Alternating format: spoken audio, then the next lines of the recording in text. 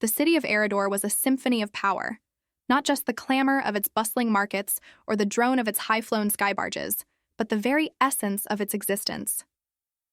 Here, sound was tangible magic, a vibrant force known as ether resonance. The architects of Aeridor had long ago learned to harness it, shaping sonic waves into shimmering bridges, solid walls, and intricate enchantments that powered the city's every function. To the citizens of Aeridor, life was a constant, glorious cacophony of magical sound, except for Lyra. For Lyra, Aeridor was a muted world, a city of silent, vibrating shadows. Born deaf, she moved through the vibrant, resonating streets with a unique perception. Where others heard the deep thrum of a stability ward beneath their feet, Lyra felt a low internal vibration, where they heard the melodious hum of a healing chime. In the temple district, she saw the shimmering air ripple like heat haze. She understood the city, not through its magnificent chorus, but through its subtle, unspoken movements. Her family were skilled resonance weavers, artisans who crafted intricate sonic charms and wards. They communicated with Lyra through a rapid, elegant sign language, their hands dancing as fluidly as the ether resonance itself. They loved her fiercely, but sometimes a shadow of pity would cross their faces, a silent acknowledgement of the world she was excluded from. Lyra, however, harbored no pity for herself.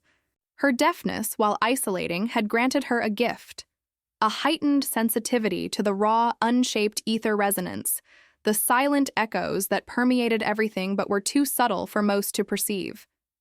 These were the fundamental frequencies, the bass vibrations beneath the grand symphony, the parts of the sound most people took for granted or simply couldn't hear over the magical din. She spent her days in the quieter districts, where the resonant structures were simpler, older. She would press her hands against ancient stone walls, feeling the deep, almost imperceptible thrum of their foundational magic. Sometimes she would venture near the colossal resonance towers that anchored the city's enchantments, feeling the immense, silent power radiating from them, a feeling that resonated deep within her bones. Her most cherished possession was a collection of resonance-sensitive crystals, polished to a dull sheen, that would subtly shimmer and vibrate in different ways according to the ether resonance present. They were her eyes and ears in a world built on sound, translating the invisible into tactile and visual cues. One sweltering afternoon, as Lyra was examining a faulty sonic ward near the bustling market, a ward that was supposed to gently deflect excessive noise but was instead allowing a jarring, unpleasant hum to seep through, she noticed something unsettling. The crystal in her hand, usually a soft green near this type of ward, was now flickering with an angry, pulsating red. It wasn't the ward itself, she realized, but something beneath it, a low, discordant frequency that felt wrong. It was a silent echo, but one that tasted of dissonance and artificiality. She traced the feeling, moving through the market, her gaze following the faint, invisible ripples of disturbance only she seemed to perceive. The air around her shimmered faintly with this wrong frequency, a silent hum that seemed to press down, making the vibrant ether resonance of the market feel heavy, almost stifled.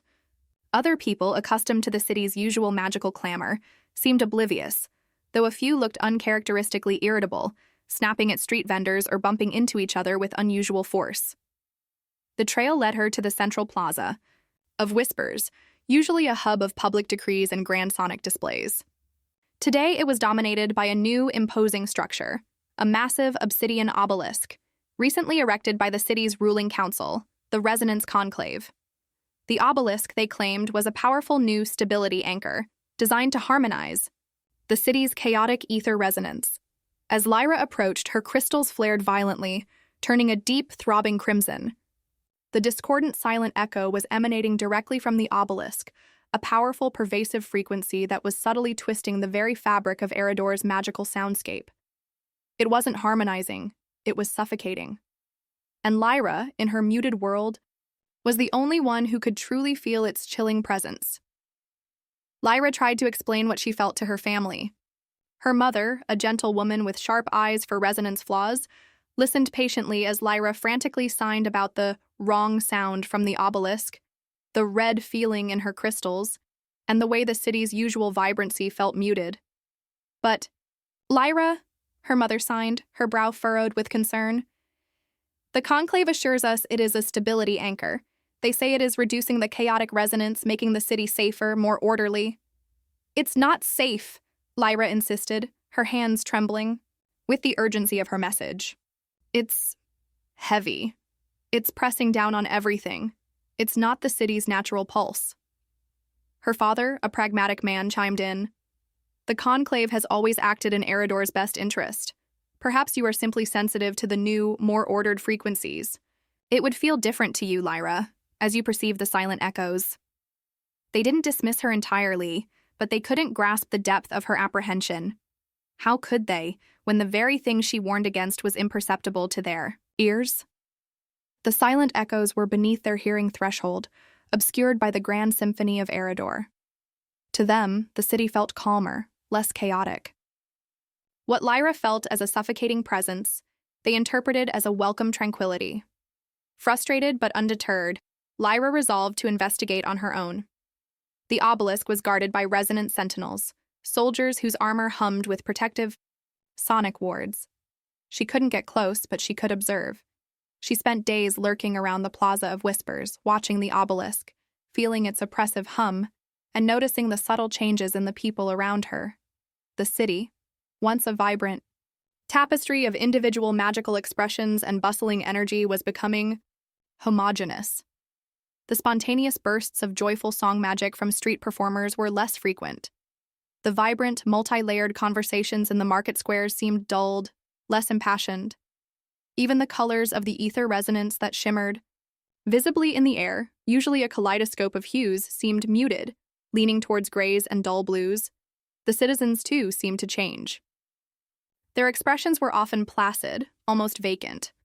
Arguments were rarer, but so was laughter. They moved with a detached efficiency, following orders from the conclave with an unquestioning obedience that chilled Lyra to her core. It was as if a piece of their spirit was being slowly leached away. Lyra realized the obelisk wasn't just affecting the city's resonance, it was affecting its very soul. The stability the conclave spoke of was, in fact, emotional suppression. The discordant silent echo was a frequency designed to dampen the magical connection to strong emotions, making the populace compliant and easily controlled. One evening, hidden amongst the shadows of a neglected alley, Lyra saw him. High Counselor Vorlag, the leader of the Resonance Conclave, supervising a late-night adjustment to the obelisk. Vorlag was a figure of cold authority, his voice a perfectly modulated baritone that always carried an aura of command. Lyra, however, perceived him differently. She felt the subtle, self-serving frequencies radiating from him, the carefully constructed sonic mask of his power. And now she felt the same wrong, silent echo within him that emanated from the obelisk, stronger, more refined, as if he were its very source. As Vorlag touched the obelisk, a faint, almost imperceptible ripple of energy flowed from him into the stone. Lyra's crystals screamed red. She understood then. Vorlag wasn't just using the obelisk, he was its conduit, its master. He wasn't harmonizing Aeridor, he was silencing it, bending its will to his own. The true tyrant was not weaponizing silence, but weaponizing the lack of sound, the absence of natural, vibrant resonance. Lyra knew then that she was the only one who could stop him. She was the only one who could feel the silent oppression, the only one who truly understood the weaponization of the imperceptible. She had to learn how to manipulate these silent echoes, not just perceive them. Her deafness, once her greatest perceived weakness, was now Aeridor's only hope. Lyra began her secret study. She knew the fundamentals of resonance weaving from observing her family, but her goal was different. She wasn't trying to shape audible ether resonance, she was aiming for the unseen, the unheard, the silent echoes themselves.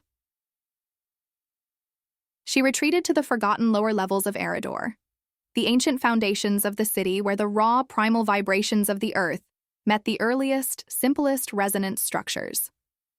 These were places of deep, rumbling silence to the hearing, but to Lyra they throbbed with a rich tapestry of low-frequency echoes. Her crystal collection became her laboratory. She spent hours in meditation, pressing different crystals against her skin, focusing on the subtle vibrations, the intricate patterns of energy that resonated within them. She learned to differentiate between the natural, grounding, silent echoes of the earth and the artificial, oppressive ones emanating from the obelisk, which seemed to penetrate even these deep layers. One breakthrough came as she experimented with a particularly resonant piece of raw quartz. As she focused her intent, visualizing the complex patterns of a familiar resonance weave her father used to create a sonic shield, she tried to apply the same principles to the quartz's silent vibrations. At first, nothing. Then, a faint shimmer in the air around the quartz, imperceptible to the eye, but deeply felt in her hands. The quartz hummed, not with an audible sound, but with a palpable shift in its internal resonance. It was like tuning a silent instrument. She practiced for weeks, focusing all her energy on this new form of manipulation. She discovered that by holding a precise internal intention, a specific emotional resonance like anger, joy, or courage, she could subtly influence the silent echoes. It was a power that bypassed the need for audible sound, a direct manipulation of the underlying magical fabric. Her early attempts were clumsy. She would try to project a feeling of calm, and instead, the air around her would grow heavy with frustration. She learned that mastery wasn't about loudness or force, but about clarity of intent and precision of internal vibration. To the silent echoes responded to the purest emotional frequencies, the rawest expressions of self. One day, while practicing near an ancient aqueduct, she tried to project a subtle wave of disquiet onto a small, discarded resonance stone. To her surprise, a tiny crack appeared in the stone. It wasn't an explosion of force, but a silent, internal fracturing. She realized then the destructive potential of these unheard frequencies.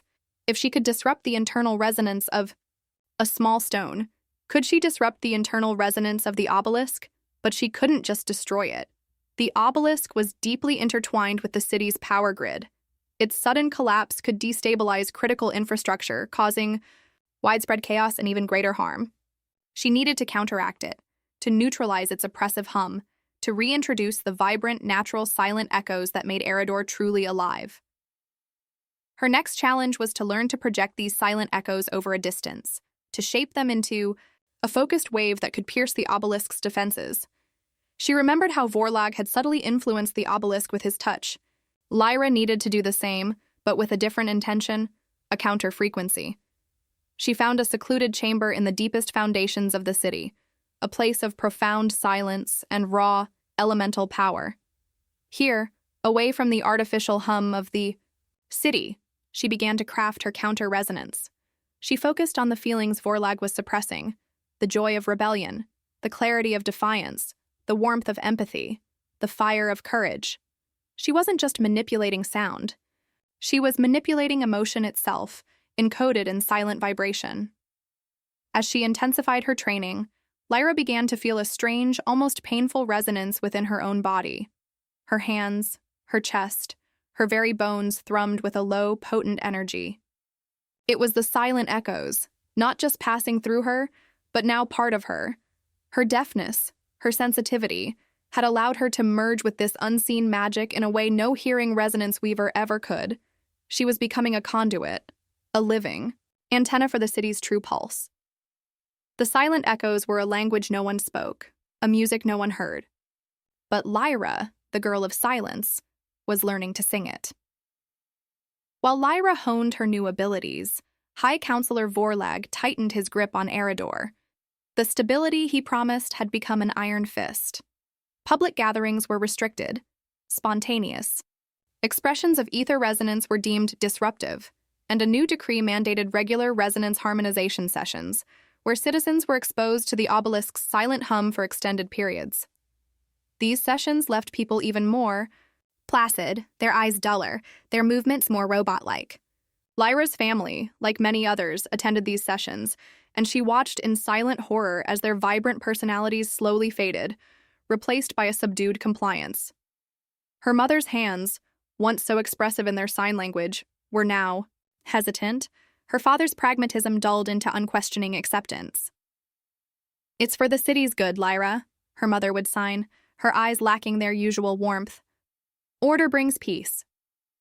Lyra knew the peace they spoke of was a lie, a numbing blanket, woven by Vorlag's silent weapon. The city was dying, not with a bang, but with a whimper. The once vibrant ether resonance, the very soul of Aeridor, was fading, becoming a monotonous drone controlled by one man. She tried to recruit allies to explain her findings to other resonance weavers, but they too were affected by the obelisk's influence, unable to perceive the threat she warned against. Their understanding of ether resonance was tied to its audible forms. The concept of a silent, insidious manipulation was beyond their comprehension. Some thought she was hallucinating. Others dismissed her as oversensitive due to her unique perception. Her only confidant was an eccentric old librarian named Master Kale, a man who had dedicated his life to studying the forgotten histories of Aeridor.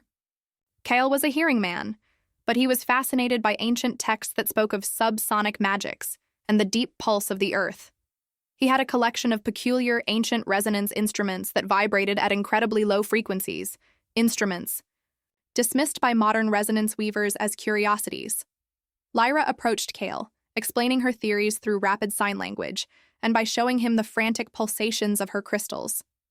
Kale, unlike others, listened with an open mind.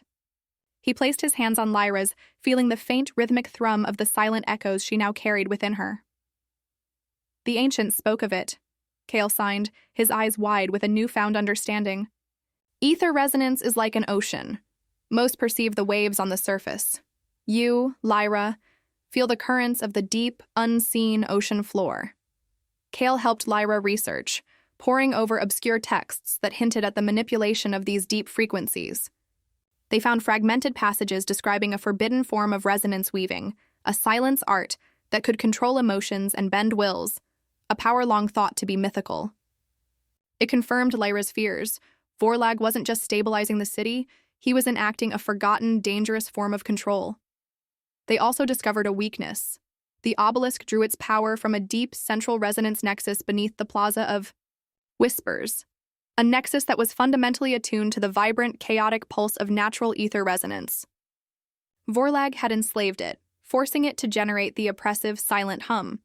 To truly disable the obelisk, Lyra wouldn't just need to project her own counter-frequency, she would need to sever the obelisk's connection to the nexus, or somehow reverse its flow, allowing the natural chaos to overwhelm Vorlag's control. The risk was immense. If she failed, she could unleash an uncontrollable surge of raw, untamed ether resonance, ripping the city apart. If she succeeded, she would dismantle the very source of Vorlag's power, but she would also expose herself to his wrath, and potentially the backlash of a city suddenly reawakened from its forced tranquility. Lyra, with Kale's help, devised a plan. The obelisk was most vulnerable during the Grand Harmonization, a monthly public ceremony where Vorlag would amplify its power, extending its reach to every corner of Aeridor. This was when his control would be strongest, but also when his connection to the obelisk, and by extension the nexus, would be most exposed. Her goal was to infiltrate the core of the obelisk during the Grand Harmonization. She would then use her unique ability to project a powerful, pure emotional frequency, a wave of raw, defiant joy, directly into its mechanisms, attempting to overwhelm Vorlag's oppressive hum.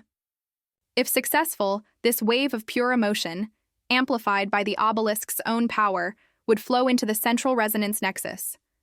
The nexus, starved of its natural chaos, would then react violently, reversing the flow and flooding the obelisk with uncontrolled, natural ether resonance. They would not destroy the obelisk but neutralize its oppressive frequency, allowing the city's true spirit to reawaken. The Grand Harmonization was a spectacle.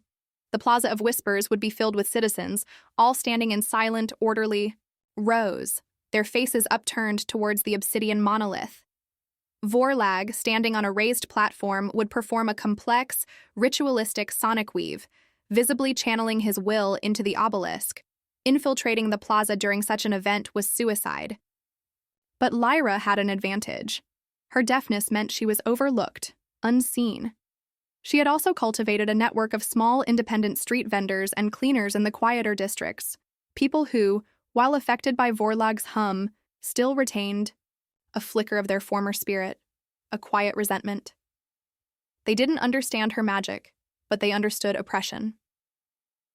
Using her sign language and her expressive gestures, Lyra communicated her need for distraction. She couldn't explain the full scope, but she conveyed the idea of breaking the quiet, of reclaiming the city's voice. A grizzled old flower vendor who Lyra often bought crystals from nodded grimly. Aeridor was meant to sing, child. He signed, his hands shaking slightly. Not just hum. On the day of the grand harmonization, the Plaza of Whispers was packed. The air thrummed with the heavy, pervasive silence of the obelisk. Vorlag, cloaked in robes of deep violet, stood before the monolith, his arms raised, his voice a low, resonant chant that pulsed with the oppressive hum. As he began the amplified ritual, Lyra, disguised as a cleaning assistant, slipped past the outer resonance sentinels. Her heart hammered against her ribs, a fierce, silent drum. Her crystals glowed a furious red, vibrating with the immense power of the obelisk and the growing surge of Vorlag's control. Just as she reached the inner ring of the plaza, a commotion erupted near the main entrance. The old flower vendor, joined by a few other street folk, began to unleash a chaotic, deliberately dissonant burst of ether resonance. A clashing of bells, a screech of pipes, a shower of glittering, uncontrolled sound sparks. It was not harmonious, not beautiful, but it was disruptive. The resonance sentinels immediately moved to quell the disturbance, their sonic wards flaring. This created the opening Lyra needed. She darted through the gap, her small size and silent movements allowing her to slip past the distracted guards. Her target was a discreet access panel at the base of the obelisk, a maintenance entry she had discovered during her observations. It was sealed with a complex sonic lock, humming with Vorlag's signature frequency. Lyra pressed her hand against the cold metal. She felt the intricate weave of the lock, the layers of silent hum. This wasn't about breaking it, but about subtly twisting its resonance, coaxing it open. She focused her intent, projecting a carefully crafted counterfrequency, a silent, internal, unlocking vibration. It was delicate work, like picking a lock. With pure thought, the lock shivered. A faint click, unheard by anyone but Lyra, reverberated through her bones. The panel slid open, revealing a dark, humming conduit that led deep within the obelisk's core. She was in. Inside the obelisk, the oppressive silent hum was deafening to Lyra's senses, a suffocating pressure that seemed to squeeze the air from her lungs. Her crystals pulsed with a blinding, painful red. She could feel Vorlag's power, raw and untamed, flowing through the conduits around her. The central chamber was a swirling vortex of invisible energy. At its heart was a glowing, ethereal sphere, the conduit to the central resonance nexus. It pulsed with the subdued, enslaved heartbeat of Aeridor. And around it, woven into its very core, was Vorlag's control frequency, a tight, constricting band of silent power. Lyra took a deep breath, steeling herself. She reached out, placing both hands firmly on the pulsing sphere. The surge of energy that flowed through her was immense, almost overwhelming. It was the power of Aeridor, enslaved and corrupted. Vorlag, still on his platform outside, suddenly staggered. A ripple of confusion passed through the plaza. He felt her presence, the intrusion into his dominion. His perfectly modulated voice faltered. Inside the obelisk, Lyra closed her eyes, focusing all her will, all her emotion.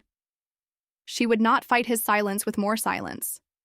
She would fight it with what he sought to suppress. Pure, unadulterated emotion. She pictured her family, their hands dancing with love, their faces alight with joy before the silent hum had taken hold. She remembered the vibrant chaos of the old market, the spontaneous bursts of music, the heartfelt laughter.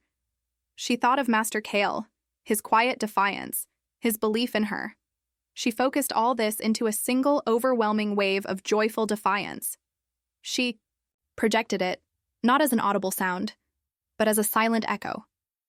A wave of pure, potent emotional resonance directly into the sphere. It was like a silent scream of vibrant, unyielding spirit. The obelisk shuddered. Vorlag cried out in alarm, his voice losing its perfect modulation, a raw edge of panic creeping in. The serene, placid faces of the citizens in the plaza twitched, a faint flicker of recognition, a momentary crack in their enforced tranquility. Within the sphere, Lyra's wave of joyful defiance clashed with Vorlag's oppressive hum. It was a silent battle of wills, of frequencies. The sphere began to glow with a kaleidoscope of colors, not just the dull grays and blues, but vibrant reds, shimmering golds, electric purples. The conflicting energies tore at each other, a silent tempest. Vorlag, enraged, channeled more power, pouring his control frequency into the obelisk, trying to crush Lyra's rebellious echo. He was a master of audible resonance, but this silent battle was beyond his understanding. He was fighting a force he couldn't hear, a power he hadn't known existed. Lyra felt the immense pressure, the insidious whispers of Vorlag's control trying to invade her own mind, trying to mute her spirit. But she held firm, fueled by the reawakening memories of Aeridor's true vibrancy. She pushed back, harder, her silent shout of defiance echoing through the obelisk. The sphere began to crackle, not with sound, but with pure, raw energy.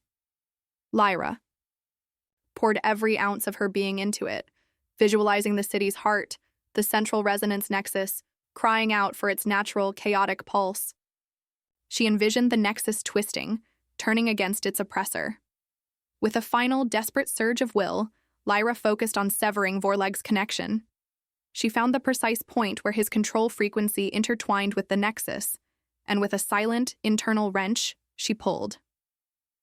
A blinding flash erupted from the obelisk, silent but devastatingly powerful.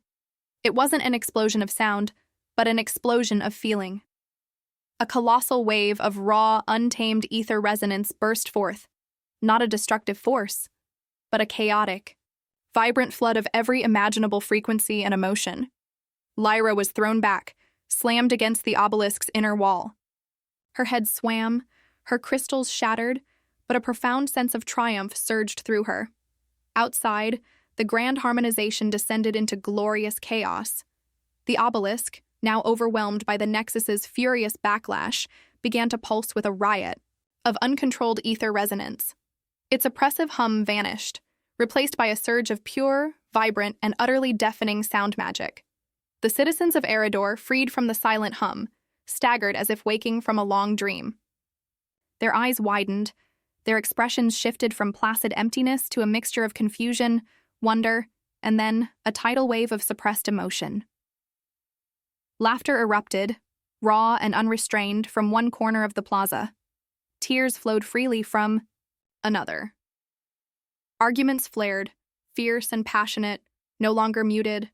The air shimmered with a dazzling, chaotic display of color as the natural ether resonance, long suppressed, burst forth in all its glory. Vorlag, stripped of his control, screamed, not with his usual modulated voice, but with a raw, impotent fury. The uncontrolled resonance pulsed through him, ripping apart the carefully constructed sonic masks he wore. His face twisted with fear and rage, his true petty tyrant's nature laid bare for all to see. The resonance sentinels, their sonic wards, overloaded, stood dazed and confused, their obedience shattered. Lyra, still disoriented but alive, crawled out of the obelisk's access panel. The city outside was a pandemonium of reawakened life.